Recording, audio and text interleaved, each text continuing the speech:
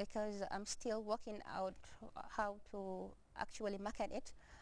I've written to a few institutions for their support, because only they can you get the amount of publicity, because workers will read.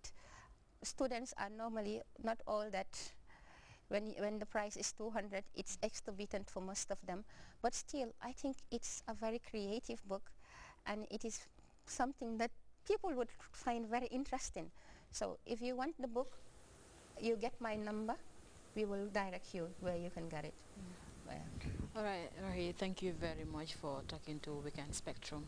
Viewers, that was all we had for you on this segment of Talk to Weekend Spectrum.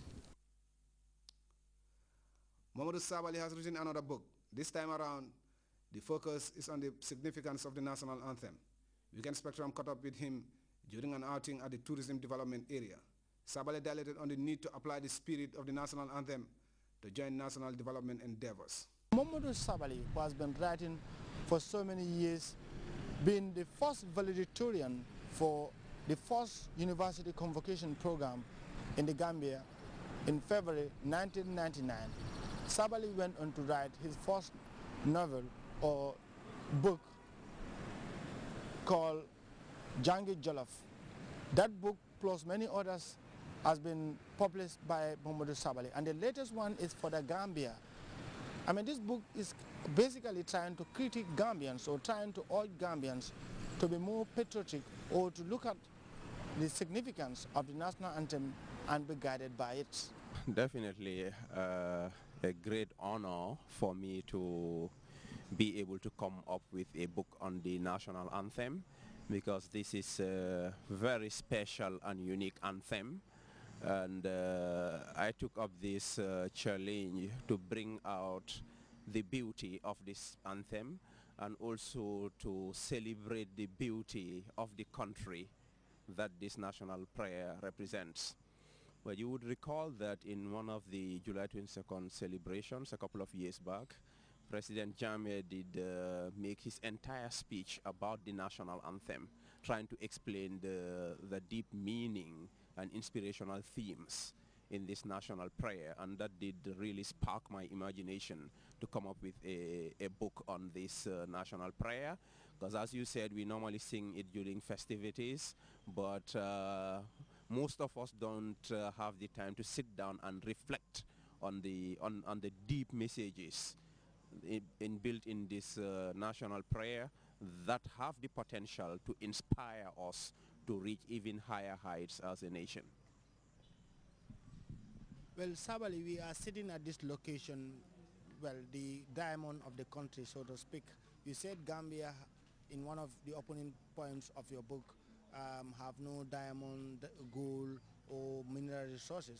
But no, you said at some point when you were, having a sort of a late night shower, you thought about these things, and you said no, this Gambia wasn't poor. And you went on like that. It happened that we are in a tourism development area, the heartland of the country, so to speak, because this sector brings in the much needed foreign exchange that we actually have. And it's also one of the places where you have so many non-Gambians. Why is the Gambia so special for you and its national anthem for you to dedicate a lot of your time and energy and money? Because, I mean, a lot of people would want to publish books that are bestsellers. You look at the title, that sometimes sensational, provocative, and then, I mean, sexist, so to speak. But your book, you didn't look at all those things. You know that this is about the Gambia. Yes, somebody can say, well, yes, so what? What about the Gambia? I mean, why? Why are you so particular about the country and its, ability to go? I think it's because, well, naturally, I was born in this country, but I have a kind of a very close relationship with this country, because as I said to somebody at some point, for the first 31 years of my whole life, I never spent even 1 month outside this country. So I live the greater part of my life in this country, and I know it is a beautiful country that has beautiful people, And after that, I did travel also. I've gone around the world, and as the wall of say kutuki would do ham for dekane here. So I've seen other places, and I know that we have a beautiful country. Unfortunately, sometimes we do focus, I think, too much on our shortcomings, and I think there is a need to remind ourselves of the beauty that is all around us that sometimes we tend to be oblivious of. I was living in America at some point, and just to get to a beach, I had to drive more than 1 hour drive. Now where I live in the Gambia, I can walk within 20 minutes and I get to a beach. And I mean, it's just refreshing. As you said, we are actually in the tourism development area, and people are paying thousands of dollars and pounds to come and enjoy the beauty of this country. So why not us who live here and own this place? I know of people in the sub-region, very rich people who sneak into this country just for a weekend, just to have a bite of the juicy fruit that this smiling coast is.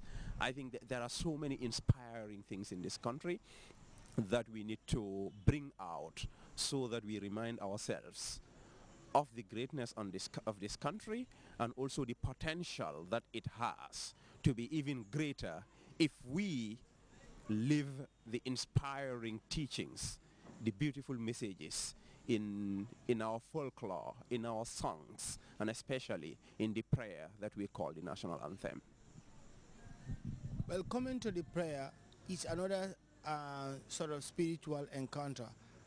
It happened that the Gambia, among, well, unlike so many other countries around the world, wouldn't want to be bogged down with diplomatic niceties or with Western concept of saying for want of better time or for space, prayer is always, no matter how late or delayed the program is, there must be time for prayer, opening prayer, that is the Islamic way, and in the Christian way of saying the prayers.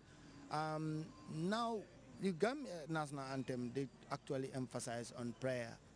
How do you think this country is faring on? A lot of people say, you know, I mean, countries are actually faring on what the Almighty has actually predestined for them. The Gambia is also destined to be a peaceful country, like so many people want to put across. In the national anthem, does it actually match with what is happening in the country in terms of, you know, its peaceful stability and its prosperous leaders? I think to a large extent, the prayer that is in the national anthem has been answered. But the prayer itself is part of our culture, because as you said, Gambia, everywhere, everything, we start with prayers and end with prayers.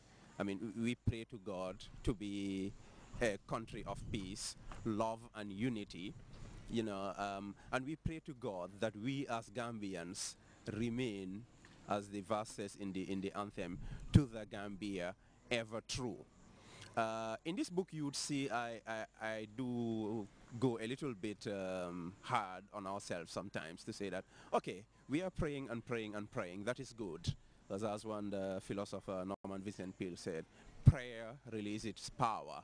But at some point, we need to go a little bit further in walking also. Because we say, for the Gambia, our homeland, we strive and walk and pray.